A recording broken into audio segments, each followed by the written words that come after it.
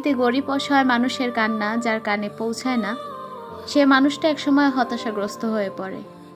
একসময় দেখা যায় খুব বিপদে পড়ে যায় সে। কিছু মানুষের জীবনের স্বপ্ন নিজে ভালো খাবো, ভালো পড়বো, নিজে একটু ভালো থাকবো, একটু আরামের জায়গায় ঘুমাবো, এটাই জীবন। আল্লাহ তাআলা আপনাকে এবং আমাকে যে অর্থ সম্পদ টাকা পয়সা দিয়েছেন, এগুলো শুধু নিজেকে ভোগ করার জন্য দেননি। সফলকাম মানুষ আসলে সে যে এই পৃথিবী ছেড়ে চলে যাবার পরেও মানুষ তার জন্য কেঁদেছে।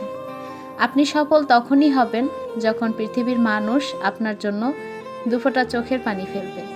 হ্যালো এভরিওয়ান, আসসালামু আলাইকুম, welcome back to my another new blog. সবার কী অবস্থা, কেমন আছেন? আই হোপ সবাই ভালো আছেন, সুস্থ আছেন। কয়েকদিন আগে তাল নিয়ে আসছিল, কারণ তালের পিঠা খেতে অনেক বেশি পছন্দ করি, কিন্তু সেরকম গুণ নেই, সেজন্য বানানো হয় না। তো এখানে হচ্ছে সেই তালটা আর কি ফ্রিজে রেখে দিয়েছি, যখন প্রয়োজন হবে তখন খাবো। আর কিছু আলু সেদ্ধ করে, মানে হাফ সিদ্ধ করে রেখে দিয়েছি ছেলেদের জন্য নাস্তার জন্য ফ্রেঞ্চ ফ্রাই তৈরি করব। তো ওগুলো ডিপ ফ্রিজে তুলে রেখেছি। আর এদিকে হচ্ছে আজকে আমার রান্নাঘরে যে সিঙ্কটা থাকে, ওখানে আমি যে থালাবাটিগুলো কিভাবে রাখি, ছোট্ট একটা সিঙ্কের ভিতরে এতগুলো থালাবাটি, সেগুলোই আপনাদের সাথে শেয়ার করব। তো আমি এখানে কিন্তু সবগুলো থালাবাটি নামিয়ে একদম পরিষ্কার করে নিয়েছি। এখন সিঙ্কটাকে ভালো করে একটু পরিষ্কার করে নিব। ইদানিং ভিডিও কেন জানি দিতে ইচ্ছা করে না, কারণ বাংলাদেশে একটার পর একটা দুর্যোগ বলেন, বিপদ বলেন, একটার পর একটা আসছি। মনে হচ্ছে কোনোভাবেই যেন বাংলাদেশের মাথার উপর থেকে বিপদ যাচ্ছে না। তো কি আর করার, এ সময় পারবো শুধু দোয়া করতে। দোয়া ছাড়া আর দূর থেকে কোনো কিছু পারবো না। যতটুকু পারি আর্থিকভাবে সহযোগিতা করব। যখনই টিভি বলেন বা মোবাইল বলেন তাতে চোখ বুলাতে যাই, তখনই কিন্তু মনটা খারাপ হয়ে যায়, কারণ প্রত্যেকটা জায়গায় এত পরিমাণে মানুষ মারা যাচ্ছে, খাবারের জন্য মানুষ এত অসহায় অবস্থায় আছে, যেগুলো দেখলে আসলে মানুষের মন মানসিকতা কোনো কিছুই ভালো থাকে না। যাই হোক, এখানে আমি সিঙ্কটা কিন্তু মোটামুটি পরিষ্কার করে নিয়েছি।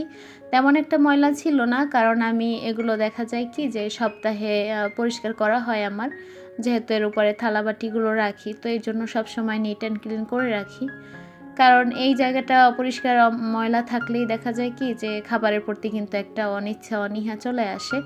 কারণ আপনার খাবারের প্রতি একটা ইচ্ছা তখনই আসবে যখন আপনি একটা সুন্দর পরিবেশ তৈরি করতে পারবেন বা সুন্দর পরিবেশে কাউকে খেতে দিতে পারবেন। তো এই জন্য সবসময় চেষ্টা করি রান্নাঘর বলেন আর বাসার মধ্যে যে কোনো জায়গা সবসময় সুন্দর করে পরিষ্কার পরিচ্ছন্ন রাখার চেষ্টা করি আর কি। আমাদের বাসায় তো তেমন কোনো মানুষজন নেই, 2 ছেলে, তাইফের বাবা আর আমি। তো এই জন্য আমাদের অনেক বেশি থালাবাটির প্রয়োজন হয় না। আর আমার কাছে মনে হয় কি রান্নাঘরে অনেক বেশি গ্যাদারিং, এগুলো দেখতেও ভালো লাগে না, আর পরিবেশটাও কীরকম একটা লাগে। তো আমি সব সময় চেষ্টা করি যতটুকু প্রয়োজন ততটুকুই রাখার, বাকিগুলো আমি তুলে রাখি। তো আর এই যে মেলামাইনের প্লেটগুলো, এগুলো হচ্ছে বাচ্চাদের খাবারের জন্য ইউজ করি আমি।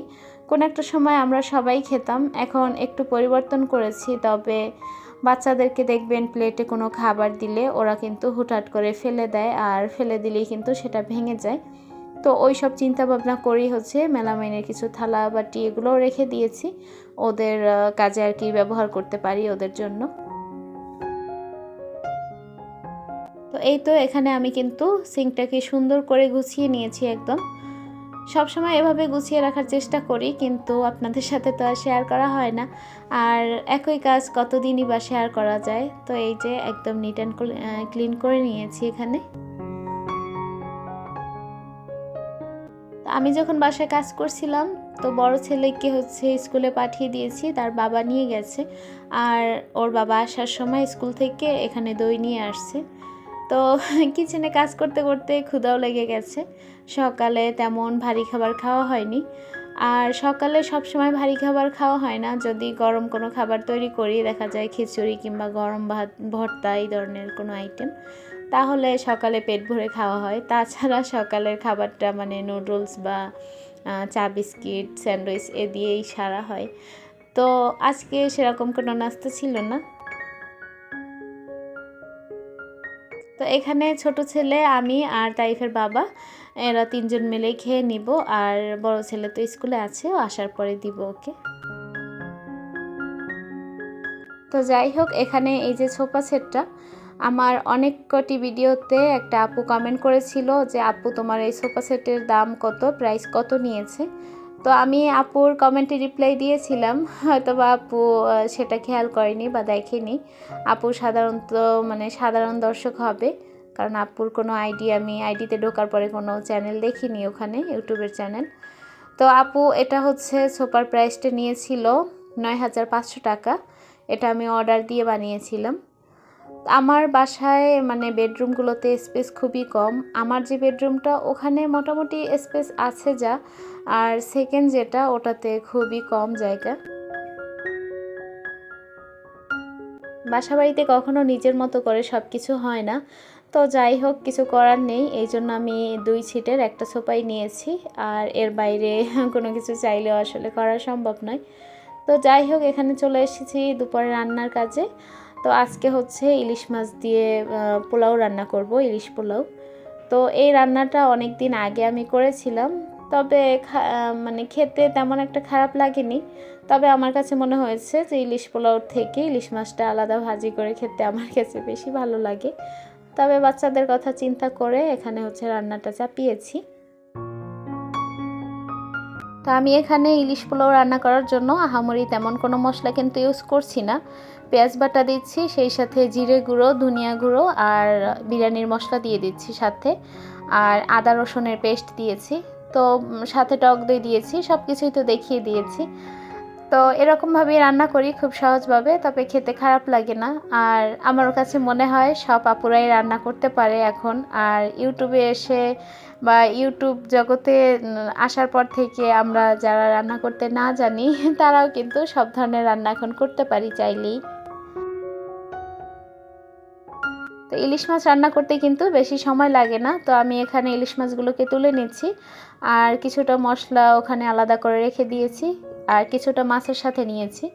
এখন আমি এখানে আলাদা একটা পাতিল বসিয়েছি, এর মধ্যে আমি হচ্ছে পোলাওটা রান্না করে নিব।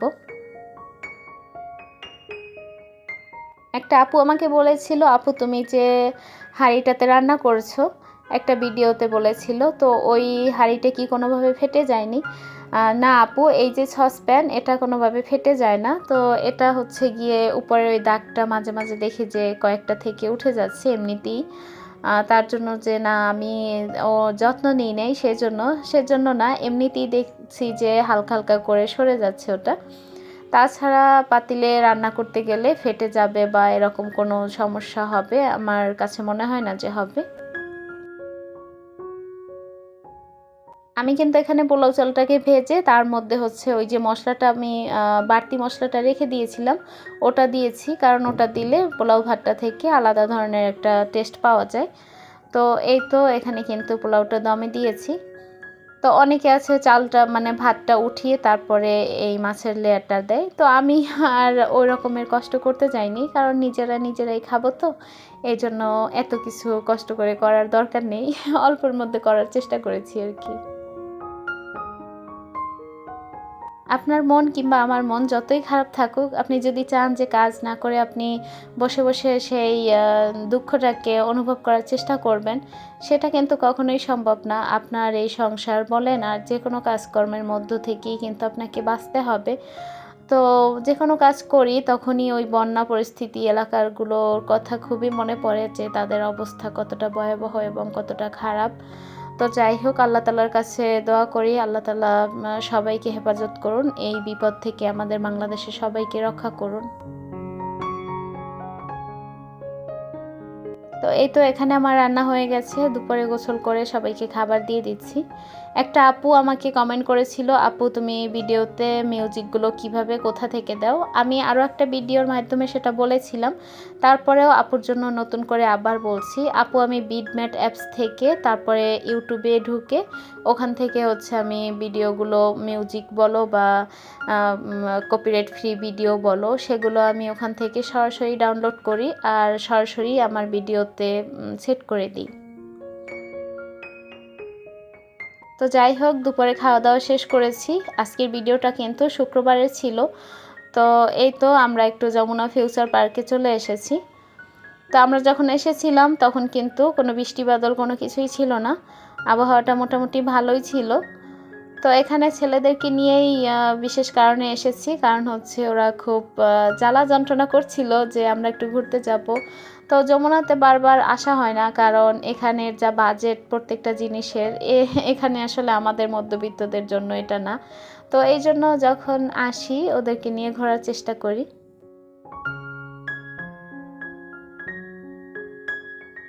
আসলে অনেক সময় অনেক কিছু চিন্তা করি যে বাচ্চাদেরকে এমন জায়গায় নিয়ে যাব না কখনো, বা এমন কিছু দেখাবো না যেটা দেখে ওরা আফসোস করবে বা ধরতে চাইবে বা নিতে চাইবে, অথচ আমি সেটা আমার সামর্থ্যের বাইরে গিয়ে ওদেরকে দিতে হবে।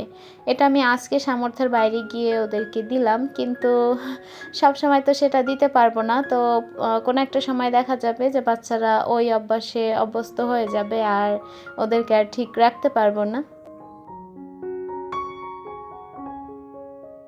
আমার মনে আছে আমি যমুনা ফিউচার পার্কে আরও অনেকবার এসেছি, কিন্তু তার মধ্যে প্রথম টাইম যখন আসছিলাম তখন আমার দুই ছেলের কোনো ছেলেই ছিল না।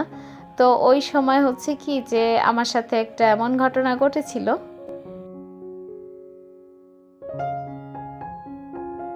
আমি বলেছিলাম আমি ঢাকাতে আসার পরে আমার এক খালাতো দেবরের সাথে আমরা থাকতাম, তার ওয়াইফ ছিল, তো তাদেরকে নিয়েই এসেছিলাম। তো আসার পরে আমি এখানে একটা রাইডারে তাদের সাথে উঠেছিলাম। তো ওঠার পরে আমার অবস্থা যে কি হয়েছিল তার কি বলবো। তো মানুষ যে কত রকমভাবে বাঁচতে পারে তার এক ঝলকেই দেখিয়ে দিলাম যে অনেকে অনেকভাবেই খুশি থাকে, অনেকভাবেই আনন্দে থাকে। আনন্দের আর কোনো শেষ নেই, এক একজনের আনন্দ এক এক রকম হয়ে থাকে। তো বাচ্চারা কিন্তু খুব মজা করছে। যদিও প্রত্যেকটা রাইডারে ওঠা যায় না, কারণ 2-3 জন নিয়ে উঠতে হয়, আর বাচ্চাদের ছাড়া ওঠা যায় না যে আমি বা ওর বাবা উঠবে সেরকম না। অনেক রাইডার আছে যেখানে 2-3 জন বসতে পারবে বাচ্চারা, তাহলেই রাইডারটা ওপেন হবে। তো এরকম অনেক সমস্যা ছিল, যার কারণে অনেক রাইডার আছে যেগুলোতে ওদেরকে ওঠাতে পারিনি। যখনই যমুনা ফিউচার পার্কে আমার এই ছোটোটাকে নিয়ে আমি আসি, এই প্লেগ্রাউন্ডের মধ্যে যখন ঢুকে তখন ওকে কোনোভাবেই এখান থেকে বের করা যায় না। ও মনে হয় এখানে ও স্বর্গ খুঁজে পায়, এই জন্য। তো ওকে অনেক কষ্ট করে আর কি যখন বের হয়েছি, অনেক কষ্ট করেই বের হতে মানে হয়েছিল। তো যাই হোক, বাচ্চা মানুষ তো বাসায় থাকতে থাকতে দেখা যায় যে ওরাও বোর হয়ে যায়। তো ভালোই লাগছিল ওদের সাথে এখানে সময় কাটাচ্ছিলাম। আমরা যখন ছোট ছিলাম আমরা কিন্তু এভাবে চার দেয়ালের মধ্যে বাসা বাড়িতে কখনো বড় হয়নি। আমরা বড় হয়েছি কিন্তু গ্রাম অঞ্চলে, বাইরে ছোটাছুটি খেলাধুলা, বন্ধু বান্ধবীর কিন্তু অভাব ছিল না। আর এখন কিন্তু এই ঢাকা শহর বলেন বা যে কোনো শহরে প্রত্যেকটা বাচ্চারা চার দেয়ালের মধ্যে আটকা পড়ে থাকে, সেই সাথে পড়াশোনার প্রেশার, অনেক সমস্যা, মোবাইল ইউজ করা, টিভি এর প্রতি একটা আসক্ত হয়ে যায়। তো সবসময় চেষ্টা করি এর বাইরে ওদেরকে নিয়ে একটু বের হবার, যাতে ওরা ওই যে চার দেয়ালের মধ্যে নিজেকে বন্দি মনে না করে। অনেকটা সময় ছিলাম ওদের সাথে, কারণ তেমন কোনো মানুষ ছিল না, অল্প কিছু মানুষ।